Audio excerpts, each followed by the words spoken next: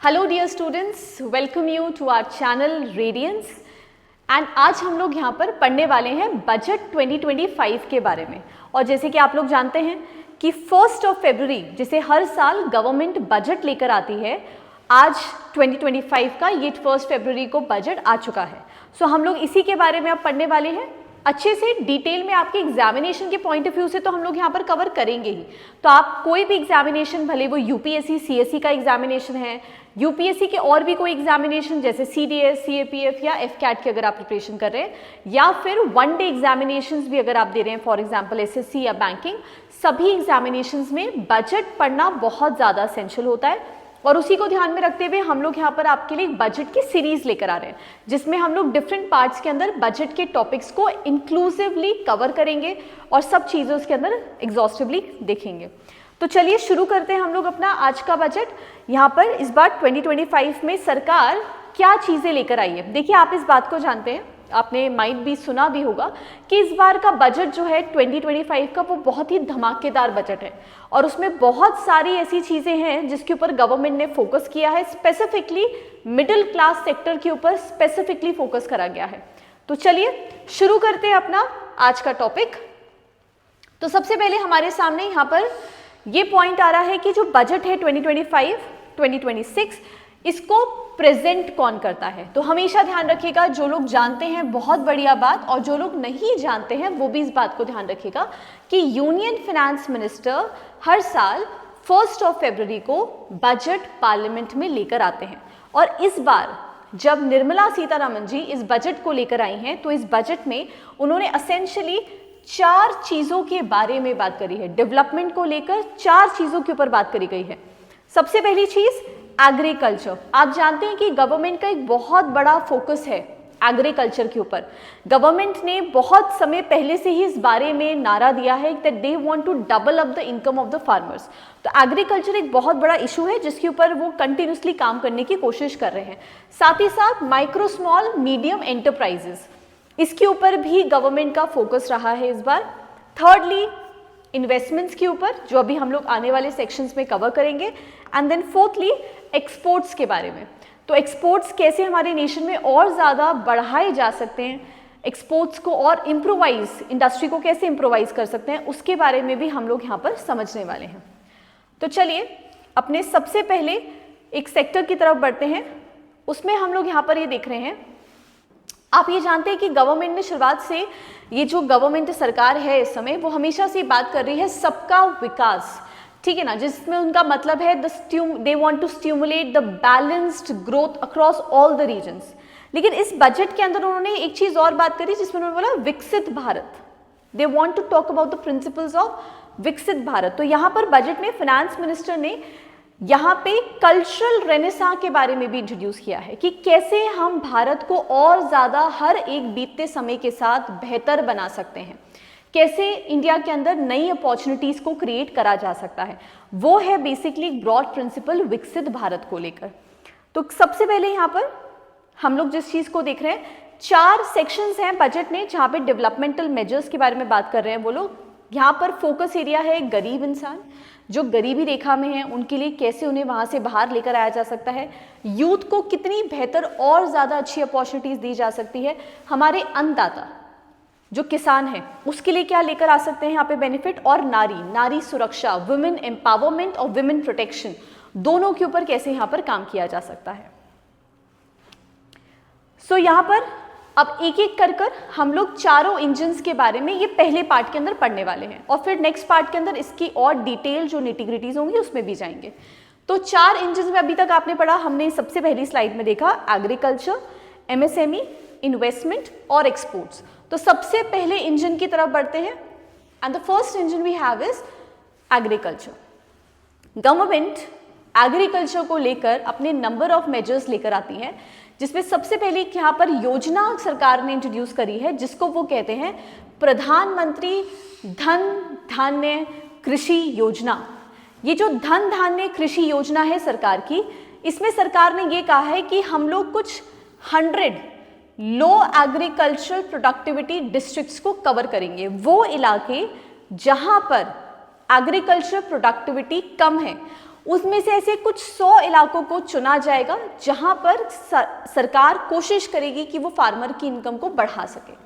उसमें अंदाजे से कहा गया है कि कुछ 1.7 करोड़ फार्मर्स हैं जिसको इनका बेनिफिट मिलने वाला है। उन इलाकों में जहां पर शायद फसल अच्छी नहीं उग पाती होगी, मिट्टी खराब होने की स्थिति पे आ चुकी होगी, उन जगहों पे इरिगेशन को भी बेहतर बनाने की कोशिश करी जाएगी। और बहुत से ऐसे इलाके होते हैं जिन जगहों पर किसान खेती तो करते हैं, एग्रीकल्चर प्रोडक्शन तो करते हैं, लेकिन उनके पास स्टोरेज के लिए कोई फैसिलिटी नहीं होती है। तो पोस्ट हार्वेस्ट स्टोरेज फैसिलिटी भी किसान को धन धान्य कृषि योजना के अंदर दी जाएगी। तो ये तो एग्रीकल्चर में हमारे पास सबसे पहला एक पॉइंट आता है। नेक्स्ट आप लोग देखते हैं एग्रीकल्चर में कि सरकार ये भी बोल रही है कि हम लोग जो अनएम्प्लॉयमेंट है उसको एड्रेस भी करा जाएगा फार्मिंग के अंदर, जिसमें हम लोग यहाँ पर इन्वेस्टमेंट भी करेंगे और नई टेक्नोलॉजी का इस्तेमाल भी करेंगे किसान की खेती को और ज़्यादा बेहतर बनाने के लिए। पैरेलली यहाँ पर एक और मिशन के साथ गवर्नमेंट आई है जिसको कहते हैं आत्मनिर्भरता इन पल्सेस। तो यहाँ पे ये पूरा का पूरा जो मिशन है ये कुछ 6 साल का मिशन गवर्नमेंट ने फोकस किया है, जिसमें पर्टिकुलरली तुर, उड़द और मसूर की जो दालें हैं उनके लिए 6 ईयर का एक फोकस प्रोग्राम जो है वो गवर्नमेंट लेकर आई है, जिसमें इन तरीके की क्रॉप्स के ऊपर, स्पेसिफिकली इन तरीके की पल्सेस के ऊपर फोकस किया जाएगा। साथ ही साथ जो बीज है वो कैसा होना चाहिए, वो क्लाइमेट रेजिलेंट सीड्स होने चाहिए और किसान को एक बेहतर पैसा जो है उसके बदले में मिलना चाहिए। अगर वो मार्केट में बेचने के लिए जाता है और उसको उतना बेहतर पैसा नहीं मिल पाता तो गवर्नमेंट ये बोल रही है कि हम तुम्हें एक बेहतर दाम देंगे, रेम्यूनरेटिव प्राइजेस देंगे। सेंट्रल एजेंसीज, नाफेड और एनसीसीएफ को साथ में ये जिम्मेदारी दी जाएगी कि वो इन 3 पल्सेस को फार्मर्स से कलेक्ट करेंगे अगले 4 साल तक। तो ध्यान क्या रखेंगे आप, आत्मनिर्भरता इन पल्सेस में ये 3 तरीके की पल्सेस कौन कौन सी हम बात कर रहे हैं, तुर, उड़द और मसूर। ओके, तो इसको भी प्लीज भूलना नहीं है आपने, ये भी काफी इंपॉर्टेंट है, इसको ध्यान रखिएगा।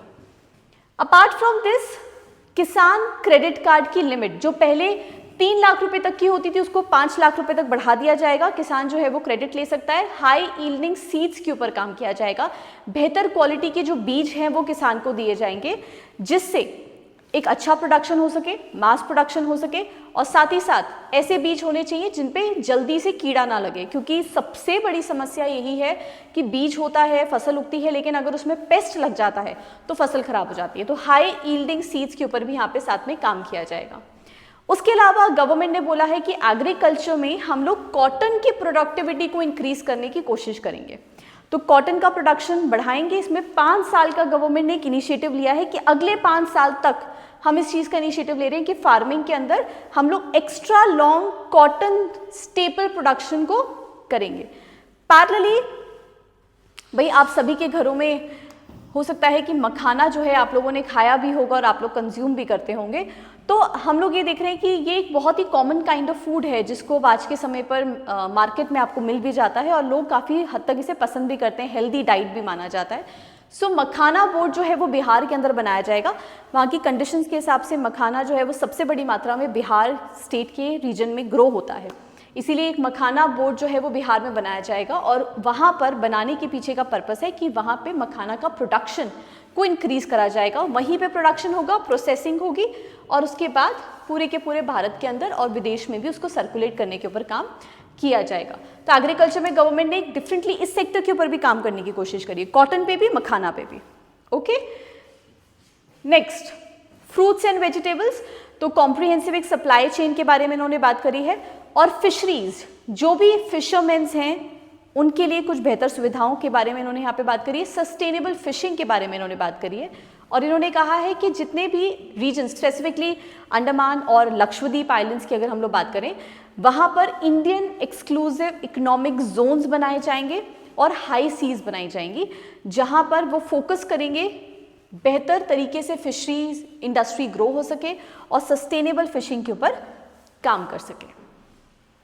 यूरिया का प्लांट जो असम में लगाने के बारे में बात करी जा रही है, ब्रह्मपुत्र वैली वहाँ पर यूरिया का जो प्लांट है उसको भी इंस्टॉल करने की बात करी जा रही है, जिसकी कैपेसिटी जो है वो 12.7 लाख मेट्रिक टन तक होने वाली है और एग्रीकल्चर को वो भी बूस्ट देगा। आप जानते हैं कि बहुत सारी फसलों के अंदर जनरली यूरिया का इस्तेमाल किया जाता है, गवर्नमेंट यूरिया पे सब्सिडी भी देती है, तो एक प्लांट ही बाकायदा आसाम में लगाया जा रहा है जो 12.7 लाख मेट्रिक टन तक का होने वाला है, जिसकी कैपेसिटी इतनी है और वो यूरिया को प्रोड्यूस करेगा। ठीक है, तो अभी हम लोगों ने फर्स्ट इंजन के बारे में देखा, that is was about the agriculture, जिसको गवर्नमेंट ने बजट में मेंशन करा है। अब हम लोग आएंगे माइक्रो स्मॉल मीडियम एंटरप्राइजेस पे। तो अगर हम लोग बेसिक डेफिनेशन के हिसाब से देखें कि माइक्रो स्मॉल मीडियम एंटरप्राइजेस में उन्होंने इन्वेस्टमेंट और टर्नओवर के रेशियो को कैटेगराइज करा है कि कौन से इन्वेस्टमेंट्स आपके माइक्रो में आएंगे, स्मॉल में आएंगे और मीडियम में आएंगे। लेकिन गवर्नमेंट ने यहाँ पर इस क्लासिफिकेशन को इस बार रिवाइज कर दिया है। उन्होंने कहा है कि जो इन्वेस्टमेंट और टर्नओवर लिमिट्स हैं उनको 2.5 टाइम्स तक इंक्रीज कर दिया जाएगा और यहाँ पे जो क्रेडिट अपॉर्चुनिटीज है स्मॉल बिजनेसमैन के लिए उसको भी बढ़ाया जाएगा, which is really very good reason, क्योंकि जितने भी स्मॉल बिजनेस होल्डर्स हैं उनके पास जितनी क्रेडिट अवेलेबिलिटी होगी डेफिनेटली उनको ग्रोथ पोटेंशियल मिलेगी अपने बिजनेस को ग्रो करने के लिए, एंड उसके बाद वो इकोनॉमी में और ज़्यादा बेहतर तरीके से कंट्रीब्यूट कर पाएंगे। So you can have a look over this chart, जो इन्वेस्टमेंट्स हैं और जो टर्नओवर है, जो करंट है और जो रिवाइज्ड है वो कैसे रहने वाला है। तो आप वीडियो को पॉज करके एक बार आराम से इसको देख सकते हैं कि कितना करंट सिचुएशन में था और बजट 2025 में कैसे इसको रिवाइज करा गया है। चलिए, अब यहां पर साथ में ही गवर्नमेंट ने क्या बोला, माइक्रो एंटरप्राइज क्रेडिट कार्ड्स के बारे में भी बात करा। 5 लाख क्रेडिट फैसिलिटी, 5 लाख रुपए तक की क्रेडिट फैसिलिटी दी जाएगी for 10 lakh, look at this, 10 lakh micro enterprises को, जिसमें फाइनेंशियल इंक्लूजन को भी सपोर्ट करा जा रहा है और इकोनॉमिक पार्टिसिपेशन के बारे में बात करी जा रही है। तो हम जानते हैं कि फाइनेंशियल इंक्लूजन में कैसी चीजें आती है, जैसे आप देख रहे हैं कि डिजिटल पेमेंट्स, या फिर हम देख रहे हैं जन धन योजना, जो गवर्नमेंट ने बोला था कि हर एक इंसान के पास अपना खुद का एक बैंक अकाउंट होना चाहिए। सो उस चीज के ऊपर गवर्नमेंट यहाँ पे मेजरली फोकस कर रही है कि हम फाइनेंशियल इंक्लूजन को भी फोकस करेंगे और साथ में इकोनॉमिक पार्टिसिपेशन पे भी काम करेंगे। पैरेलली एमएसएमईज के लिए क्रेडिट कवर भी दिया जा रहा है, तो गारंटी कवर इंक्रीज कर दिया गया है, जो पहले 5 करोड़ रुपए तक का होता था उसको बढ़ाकर 10 करोड़ रुपए कर दिया गया है, और हायर लोन एक्सेस भी, मतलब हर तरीके से देखिए तो माइक्रो स्मॉल मीडियम एंटरप्राइजेस के लिए तो बहुत एक प्रोग्रेसिव स्टेप हमें बजट के अंदर देखने को मिल रहा है। उनकी ग्रोथ प्रोस्पेक्टिव से काफी ज्यादा प्रोग्रेसिव बजट है ये। नेक्स्ट हम लोग देख रहे हैं कि यहां पर गवर्नमेंट ने एमएसएमई सेक्टर में footwears and parallelly leather industries के लिए एक्सपेंशन के ऊपर फोकस किया है। हम जानते हैं कि इंडिया में majorly on the belts of Kanpur, Agra, यहाँ पर लेदर का काम बहुत ज़्यादा होता है, तो यहाँ पे गवर्नमेंट ने जॉब्स को जनरेट करने के लिए लेदर और फुटवेयर इंडस्ट्री के ऊपर भी फोकस करने की बात करी है। 22 लाख जॉब्स, 22 लाख जॉब्स को जनरेट करेंगे और 4 लाख करोड़ रुपए तक का टर्नओवर भी इससे जनरेट किया जा सकता है। And parallelly look at this, exports जो है वो 1.1 लाख करोड़ रुपीस तक के एक्सपोर्ट्स जो हैं वो भी बजट के अंदर इन्होंने मेंशन करे हैं। Toy sector, clusters and innovation manufacturing fostering made in India brand in global markets. India में बनने वाले टॉयज को प्रमोट किया जाएगा ग्लोबल लेवल के ऊपर और पैरेलली उनको मार्केट किया जाएगा ग्लोबल प्लेटफॉर्म्स पे, तो ये भी एक हमारे पास एक प्रोग्रेसिवली हमें देखने को मिल रहा है। Next we have is food technology. So National Institute of Food Technology, Entrepreneurship और मैनेजमेंट, जिसको बिहार में स्टैब्लिश करने की बात करी गई है, उसमें प्रमोट किया जाएगा फूड प्रोसेसिंग के बारे में, लोगों को बताया जाएगा, स्किल सिखाई जाएगी और साथ साथ एंटरप्रेन्योरशिप स्किल्स, जो लोग अपना बिजनेस या किसी तरीके से इस इंडस्ट्री के अंदर आना चाहते हैं उनको वो एंटरप्रेन्योरशिप स्किल्स भी प्रोवाइड करवाई जाएंगी। तो आप जानते हैं अभी आपने पढ़ा था ना एग्रीकल्चर में मखाना बोर्ड लेकर आ रहे हैं, तो फूड प्रोसेसिंग इंडस्ट्री में उस टेक्नोलॉजी के ऊपर भी काम करा जा रहा है। देन स्टार्टअप्स के लिए भी फंड्स, भारत में digital India, make in India, skill India, ऐसे प्लेटफॉर्म्स के आने के बाद बहुत तेजी से स्टार्टअप्स जो है वो ग्रो होने शुरू हुए। लेकिन ये बात हमें आज भी ध्यान रखनी जरूरी है कि जितनी तेजी से स्टार्टअप्स बनते हैं उतनी ही तेजी से वो स्टार्टअप्स खत्म भी हो जाते हैं। लेकिन सबसे बड़ा उसमें रीजन ये भी होता है क्योंकि उन्हें फंडिंग नहीं मिल पाती। लेकिन गवर्नमेंट ने यहाँ पे बोला है कि हम लोग स्टार्टअप्स के लिए भी फंड्स को प्रोवाइड कराएंगे। 10,000 करोड़ रुपए तक का कॉर्पस जो है वो गवर्नमेंट यहाँ पर इसमें लेकर आने वाली है। This was about the MSMEs. Again very progressive, government ने काफ़ी सारी चीज़ें जिसके ऊपर ध्यान दिया है. Then will come to the third. तो हमने अभी तक दो तरीके के इंजन ऑफ डेवलपमेंट पे बात कर ली, agriculture, MSME. Now will come to the third. Investment पे गवर्नमेंट क्या बात कर रही है. सबसे पहले urban challenge fund 1 lakh crore को अलोकेट किया जाएगा to support cities as a growth hubs, creative redevelopment of cities and water and sanitisation with 10,000 crore rupees of corpus. 3 चीजों पे गवर्नमेंट यहाँ पे फोकस कर रही है अर्बन एरियाज में. सबसे पहले जो सिटी रीजन्स हैं उनको ग्रोथ का, उनको पोटेंशियल ग्रोथ का हब्स बनाइए. लोग बहुत ज़्यादा अपने शहरों को छोड़कर माइग्रेट करके मेट्रो रीजन्स के अंदर आज भी जाते हैं, पलायन करते हैं. इस चीज़ को इंश्योर करने के लिए उन सिटीज़ के एरियाज को भी ग्रोथ हब्स में डेवलप करा जाए. क्रिएटिव रीडेवलपमेंट ऑफ सिटीज़, सिर्फ हाईवेज बिल्ड करना, अच्छी रोड इंफ्रास्ट्रक्चर को डेवलप करना ही काफ़ी नहीं है. वहाँ पर एक बेटर सिचुएशन, बेटर कंडीशंस लोगों के लिए लेकर आना, एक कंड्यूसिव लिविंग एनवायरनमेंट उनके लिए बिल्ड करना, ये भी बहुत ज़्यादा ज़रूरी है. तो वो क्रिएटिव रीडेवलपमेंट भी करा जाएगा. कैसे अपनी सिटी को और ज़्यादा बेहतर बना सकते हैं, कैसे उसे ब्यूटीफाई कर सकते हैं, कैसे बेहतर सुविधाएं दे सकते हैं, वो भी सब इस चीज़ों के अंदर आपकी इंश्योर करी जाएंगी. और साथ में वाटर और क्लीन वाटर और सैनिटाइजेशन पे हर एक इंसान का अधिकार है. स्वच्छ भारत अभियान आप जानते हैं, जो सरकार ने शुरू किया था मिशन, उसके तहत भी सरकार यहाँ पे काम कर रही है. क्लीन वाटर, लोगों के घर तक जो है वो स्वच्छ पानी जाए, जल जाए, तो उसके लिए भी गवर्नमेंट काम करेगी. इसीलिए गवर्नमेंट ने एक अलग से मिनिस्ट्री भी डिजाइन करी थी जिसको बोलते हैं हम लोग जल मिनिस्ट्री, जिसमें मिशन भी था जल जीवन मिशन, है ना. तो उस पर भी गवर्नमेंट यहाँ पे काम करने पे बात कर रही है. नेक्स्ट वी हैव जल जीवन मिशन. यहाँ पे जो टोटल बजट है गवर्नमेंट का वो 67,000 करोड़ रुपीस है और ये 2028 तक का बजट रहने वाला है गवर्नमेंट का, जिसमें वो कह रहे हैं कि हम लोग यूनिवर्सल पाइप्ड वाटर का कवरेज करेंगे, जिसमें सिर्फ शहरी इलाके नहीं, रूरल एरियाज तक भी पाइप से प्रॉपरली क्लीन वाटर लोगों के घरों तक पहुंचना चाहिए. 15 करोड़ हाउस होल्ड्स आज भी जो 80% ऑफ द इंडिया की रूरल पॉपुलेशन के अंदर आ रहे हैं, उनको इससे बेनिफिट मिलना चाहिए. उस चीज के ऊपर गवर्नमेंट इस मिशन के द्वारा काम करेगी, दैट इज जल जीवन mission. Next is marine time development fund 25,000 crore rupees, जिसमें गवर्नमेंट का 49% कॉन्ट्रीब्यूशन होने वाला है. 51% कॉन्ट्रीब्यूशन जो है वो लॉन्ग टर्म आपका रहने वाला है.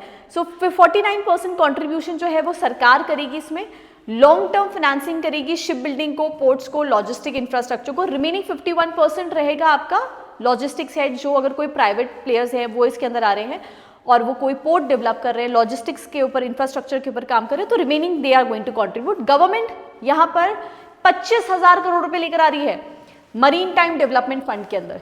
तो उन्होंने साथ में लॉजिस्टिक पोर्ट्स के ऊपर भी यहाँ पर इन्वेस्टमेंट करने के बारे में बात करी है. फिर IITs, we know that IITs and IIMs are one of the most eminent institutions in the world और इंडिया के बहुत prominent प्रेस्टिजियस इंस्टीट्यूशंस में से एक हैं. सो यहाँ पे एडिशनल इंफ्रास्ट्रक्चर के ऊपर काम करा जाएगा. 6,500 मोर स्टूडेंट्स को यहाँ पे जैसे इनरोल करेंगे तो उसके लिए एडिशनल इंफ्रास्ट्रक्चर के ऊपर काम किया जाएगा, उनको बेहतर टेक्निकल एजुकेशन प्रोवाइड करवाने के लिए. साथ में ही IITs और इंडियन इंस्टीट्यूट ऑफ साइंस के अंदर 10,000 फेलोशिप प्रोग्राम्स जो हैं एडवांस रिसर्च एंड टेक्नोलॉजी के लिए भी दिए जाएंगे. तो जो लोग आगे फर्दर रिसर्च डेवलपमेंट में जाना चाहते हैं और उनके पास ये काफ़ी अच्छी अपॉर्चुनिटी दिख रही है.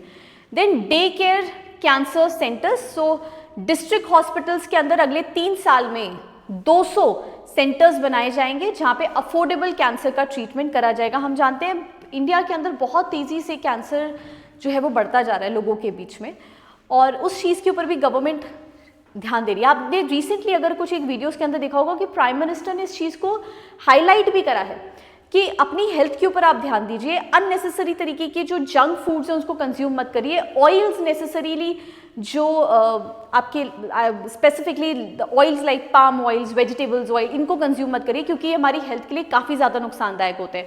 सो इसको प्राइम मिनिस्टर ने इंडिविजुअली स्पीच पे भी एड्रेस करा है और पैरेलली यहाँ पर गवर्नमेंट ने एक पर्टिकुलर फोकस के पॉइंट ऑफ व्यू से कैंसर ट्रीटमेंट के लिए भी यहाँ पे 200 सेंटर्स बनाने की बात भी करी है. तो हेल्थ पे ध्यान देना सरकार का भी इसमें फोकस है कि एक इंडिविजुअल यूथ जो है वो अपनी हेल्थ पे, बुजुर्ग इंसान, हर एक इंसान जो भारत के अंदर है वो अपनी हेल्थ के ऊपर, स्वास्थ्य के ऊपर ध्यान दे. फिर भारतीय भाषा पुस्तक scheme, digital India language books, जिसमें हायर एजुकेशन के लिए एक्सेसिबिलिटी बढ़ाई जाएगी और बेहतर किताबें जो है उनकी सुविधा भी दी जाएगी। साथ ही साथ एटॉमिक एनर्जी एक्ट यहाँ पे अमेंड किया जाएगा और civil liability nuclear damage act को भी यहाँ पर एक्टिव पार्टनरशिप में प्राइवेट सेक्टर के साथ काम किया। मतलब भारत देश इस समय अपने बजट में ही कह रहा है कि भाई हम एटॉमिक एनर्जी के ऊपर पूरा फुली फोकस्ड हैं और हम लोग इसमें अमेंडमेंट भी करने वाले हैं और न्यूक्लियर डैमेज एक्ट के ऊपर भी हम लोग यहाँ पे काम करने वाले हैं। साथ ही साथ उड़ान स्कीम, ये अभी की स्कीम नहीं है, काफ़ी पुरानी स्कीम है, जिसमें उड़े देश का आम नागरिक जो स्कीम है गवर्नमेंट लेकर आई थी, उसके अंदर गवर्नमेंट ये बोल रही है कि रीजनल कनेक्टिविटी 120 नई डेस्टिनेशंस के साथ बढ़ाई जाएगी और 4 करोड़ पैसेंजर्स अगले 10 सालों के अंदर वो टारगेट कर रहे हैं कि इस उड़ान स्कीम के अंदर उनकी कवरेज मिल पाएगी। तो हिली रीजन्स के अंदर भी छोटे एयरपोर्ट्स जो है उनको डेवलप करा जाएगा, हेलीपैड्स को बनाया जाएगा। स्पेसिफिकली इस समय टारगेट इनका नॉर्थ ईस्ट के रीजन्स भी हैं, तो उसको भी आप पैरेलली ध्यान रखेंगे। देन ग्रीनफील्ड एयरपोर्ट्स, बिहार के अंदर ग्रीनफील्ड एयरपोर्ट्स को बनाने के ऊपर बात करी जा रही है। Western costly canal ERM project जो है उसके ऊपर भी, इरिगेशन के ऊपर यहाँ पे गवर्नमेंट जो है वो काम करने के ऊपर बात कर रही है। तो ग्रीनफील्ड एयरपोर्ट ध्यान रखिएगा, ग्रीनफील्ड एयरपोर्ट से मतलब है जहाँ पर सस्टेनेबल मीन्स को भी देखा जाएगा कि वो किसी भी तरीके से हानि ना पहुँचाए आसपास की सराउंडिंग्स को भी, एंड एनवायरनमेंट को ध्यान में रखते हुए एक ऐसे रीजन्स का डेवलपमेंट किया जाएगा यहाँ पे। Then tourism for employment led growth, आप जानते हैं कि भारत के अंदर टूरिज्म बहुत तेजी से बढ़ा है, कोविड के बाद तो और तेजी से बढ़ गया है। तो टूरिज्म को प्रमोट बूस्ट करने के लिए, टूरिस्ट डेस्टिनेशन के लिए यहाँ पर पार्टनरशिप में उसके ऊपर भी इंडिया के टूरिज्म सेक्टर पे भी गवर्नमेंट फोकस कर रही है। And specifically the regions like the religious places, वहाँ पे भी बहुत ज़्यादा टूरिज्म बढ़ रहा है, तो उस पर भी फोकस कर रही है। And then we'll come to the last engine of development, that is about export promotion. Bharat में हम एक्सपोर्ट को कैसे बढ़ा सकते हैं, ओके, तो उसके बारे में सोचेंगे। सो यहाँ पर ministry of commerce, MSME and finance target कर रहे हैं कुछ सेक्टोरल और पर्टिकुलर सेक्शंस के ऊपर जहाँ पे एक्सपोर्ट्स को बढ़ाने के ऊपर काम किया जाएगा। पर्टिकुलर सेक्शंस के ऊपर एक्सपोर्ट्स को बढ़ाने के ऊपर काम किया, भले वो फूड इंडस्ट्री में है, भले वो लेदर इंडस्ट्री में है, वो टेक्सटाइल इंडस्ट्री में है, भले वो आपका फिशरीज के अंदर है। पैरेलली यहाँ पर BTN, that is Bharat trade net, एक unified digital platform facilitating international trade documentation and financing solutions. ठीक है, तो ये भारत नेट बेसिकली आपका एक ट्रेड नेट है जो एक्सपोर्ट प्रमोशंस के लिए काम करेगा। एक ऐसा प्लेटफॉर्म बनाया जा रहा है जिसमें इंटरनेशनल जो भी एक्सपोर्ट्स किए जा रहे हैं उस पर इंटरनेशनल ट्रेड फैसिलिटेशंस हो, डॉक्यूमेंटेशंस प्रॉपर्ली एक जगह पे असेंबल हो सके, जिससे कोई हसल ना रहे कि इंसान अपने, अगर कोई एक्सपोर्ट के बिजनेस में तो उसके लिए किसी तरीके का हसल ना रहे। ऐसा एक प्लेटफॉर्म जो है वो क्रिएट करा जा रहा है, that is Bharat trade net, जहाँ पर एक्सपोर्टिंग इंडस्ट्री के अंदर रहने वाले लोगों को एक ऐसा प्लेटफॉर्म दिया जाएगा जहाँ वो अपने ट्रेड डॉक्यूमेंटेशंस कर सकते हैं और उन्हें फैसिलिटेटिंग सॉल्यूशंस भी यहाँ पर प्रोवाइड करवाए जाएंगे। ओके, सो इसके बाद नेक्स्ट हमारे पास एक्सपोर्ट प्रमोशन के अंदर गवर्नमेंट ने साथ में यहाँ पे नेशनल फ्रेमवर्क को भी बिल्ड किया है for the global capability centres. तो यहाँ पे पॉलिसी इंसेंटिव्स दिए जाएंगे to promote the outsourcing hubs, that is the global capability centres बनाने के लिए टियर 2 सिटीज़ के अंदर, जिससे एक्सपोर्ट को और ज़्यादा कंड्यूसिवली प्रमोट करा जा सके। And then finally air cargoes के लिए भी गवर्नमेंट ने इस बजट में कहा है कि they are going to bring warehousing facilities for the air cargos. सो यहाँ पर वो सारे के सारे perishable, high value perishable exports जो हैं उनके स्टोरेज के लिए एक बेहतर इंफ्रास्ट्रक्चर का डेवलपमेंट भी करा जाएगा। सो इसके साथ हम लोगों ने अपने पहले पार्ट के अंदर 4 तरीके के इंजन्स के बारे में, जिस पे बजट पे गवर्नमेंट ने मेजरली बात करी है, agriculture, MSMEs, investments and export promotions, हमने अपने पार्ट 1 के अंदर इसको कवर करा है। अब पार्ट 2 के अंदर हम लोग फर्दर कुछ हाईलाइट्स को लेकर आएंगे जो आपके एग्जामिनेशन के लिए तो बेनिफिशियल होने वाले हैं, बट एज अ एस्पिरेंट आपको पता होनी चाहिए कि क्या क्या उसमें एसेंशियल फीचर्स हमारे लिए मौजूद हैं। So stay tune for the second part, बहुत जल्द हम लोग इसका सेकंड पार्ट भी लेकर आएंगे। इसमें आपको कंप्लीट बजट 2025 की कंप्लीट सीरीज मिल जाएगी। Take care, all the very best students, thank you.